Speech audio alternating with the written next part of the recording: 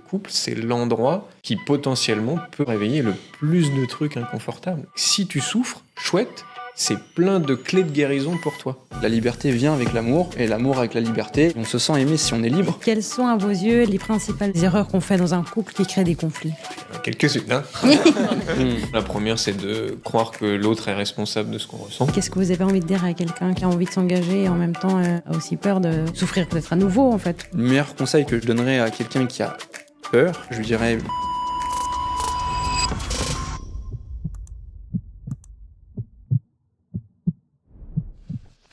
Du coup, je vais en revenir à ma question du début. Quelles sont d'après vous les principales erreurs qu'on fait qui créent des conflits dans le couple ? Donc, rendre l'autre responsable de ce qu'on ressent. Oui. Ça va être le couple, le terrain de jeu où ça réactive tes blessures. Et au moment où ta blessure est réactivée, je sais pas, tu te sens rejeté, abandonné, pas compris, pas entendu, pas tout ceci.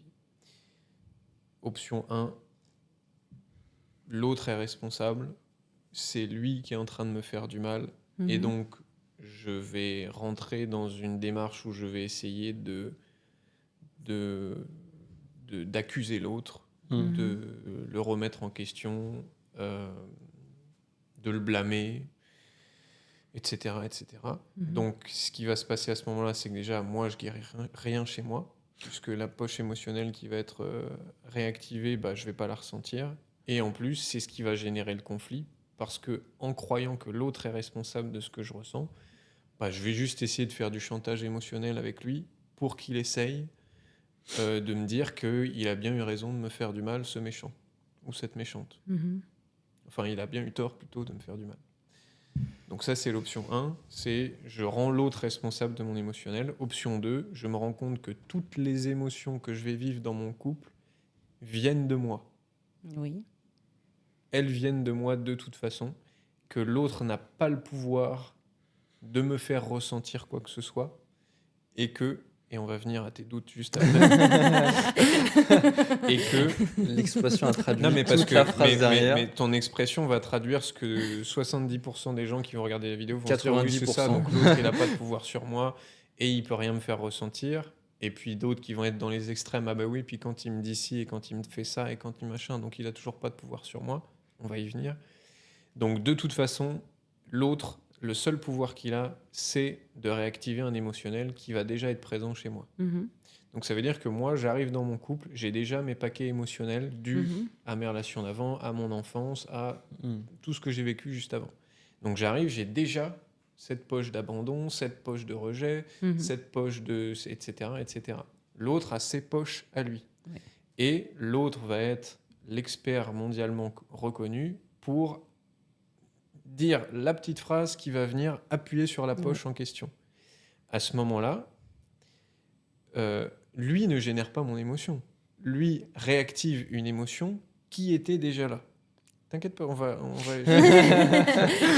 y arriver. J'ai on va y encore envie de arriver. riposter. Mais justement, on va avoir besoin de ta riposte.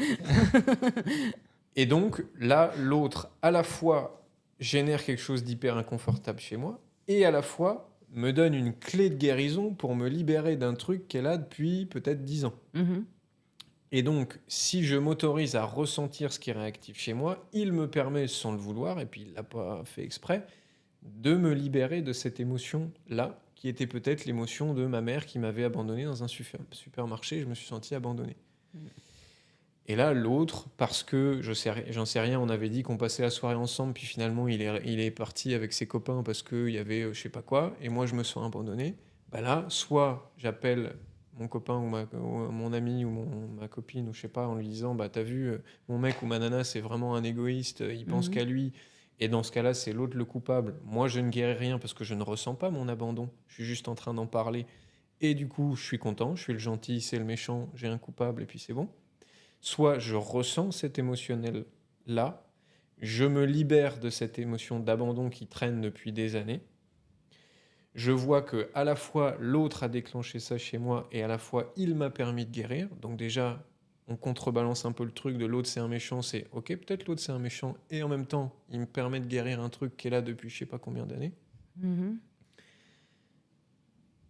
Ouais, on va peut-être venir à tes Ah, mais tes la Alors moi, poste. ripostes. moi, juste, Vas-y. moi, juste, faut que je dise, dans ton exemple, voie 1, ça serait du coup traiter les symptômes, ce qu'on disait, on dit beaucoup, c'est-à-dire genre je vais blâmer l'extérieur en disant bah, t'es coupable de ce qui se passe à l'intérieur, hein, chez moi.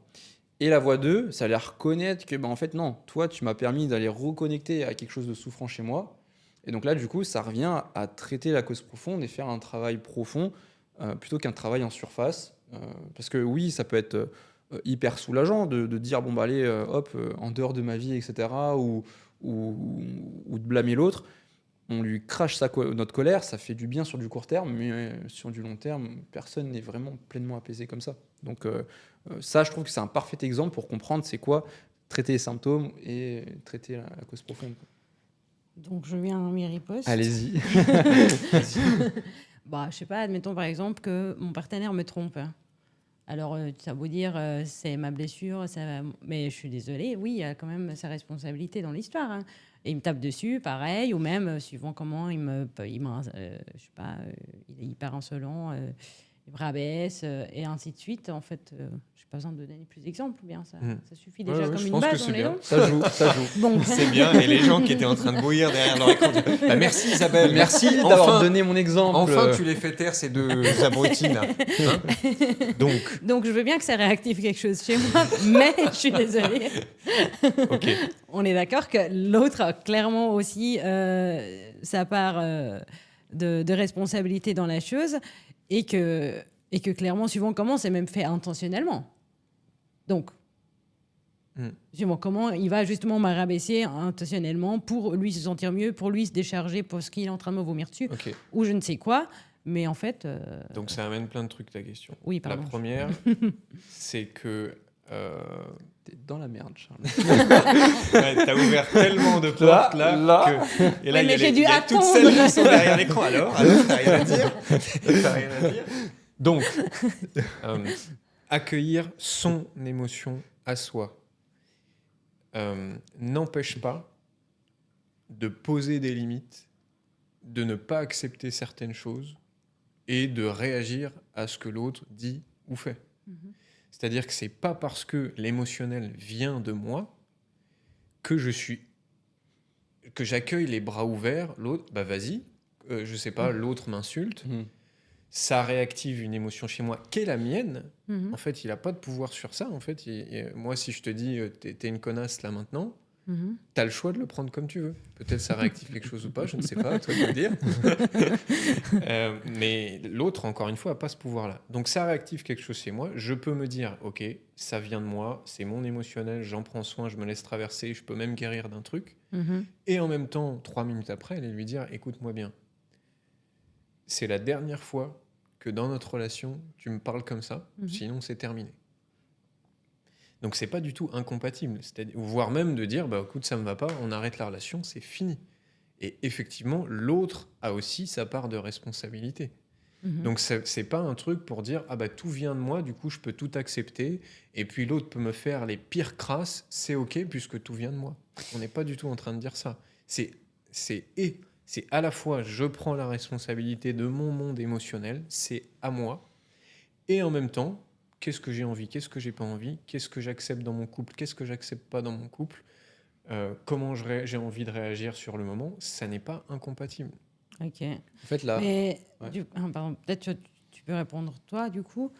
Mais on est d'accord que dans ces situations plutôt difficiles, et probablement très intenses, j'arrive pas forcément à prendre du recul et en fait à réagir et réfléchir.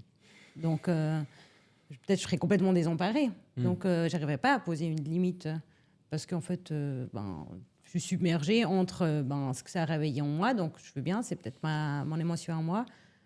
Qu'est-ce que tu conseilles? Bah, encore une fois, c'est plus je suis OK et plus j'ai musclé ma capacité à m'écouter, plus ça va être simple d'aller en profondeur avec moi et de l'amener, de le déposer. En fait, c'est vraiment pour moi, c'est important de comprendre que il peut se passer plein de choses. Encore une fois, je peux prendre une même situation de plein de manières différentes. Tu vois, si elle est souffrante pour moi, si elle est ultra douloureuse, c'est qu'elle fait écho à quelque chose que j'ai déjà ressenti dans le passé, quelque chose qui m'a déjà marqué, et ça vient reappuyer sur quelque chose qui est comme un bouton émotionnel. D'ailleurs, on dit, la langue française, elle est bien faite parce qu'on dit ressentir. C'est comme si on ressent quelque chose qu'on a comme déjà senti consciemment ou inconsciemment. Et là, boum, ça y est, hop, je ressens ça. Ouais. Et donc, du coup, assez intéressant de l'amener dans le couple à ce moment-là. Je pense que c'est intéressant quand il se passe des trucs énormes comme ça, bah, de pouvoir en parler, de pouvoir en fait en parler, mais en parler surtout aussi avec soi et de le présenter bien sûr à l'autre par la suite. C'est jamais très simple pour tout le monde, c'est jamais très très simple. Et pour autant, je pense que c'est plus on est en phase avec le fait d'aller en profondeur avec soi, avec s'écouter profondément, plus on peut le faire. Donc moi, je conseillerais naturellement de prendre comme un sas de décompression, prendre un sas de respiration, prendre soin de soi, pour pouvoir pleinement revenir dans la relation, exprimer les choses, poser ses limites, et voilà, quoi. Et en fait, moi, ça, c'est vraiment très important parce que où est-ce que ça s'arrête, le travail sur soi, etc., etc. Parce qu'il y a plein de courants, j'ai envie de dire, en la psychologie. Il y en a même qui disent que finalement, enfin, il n'y a pas matière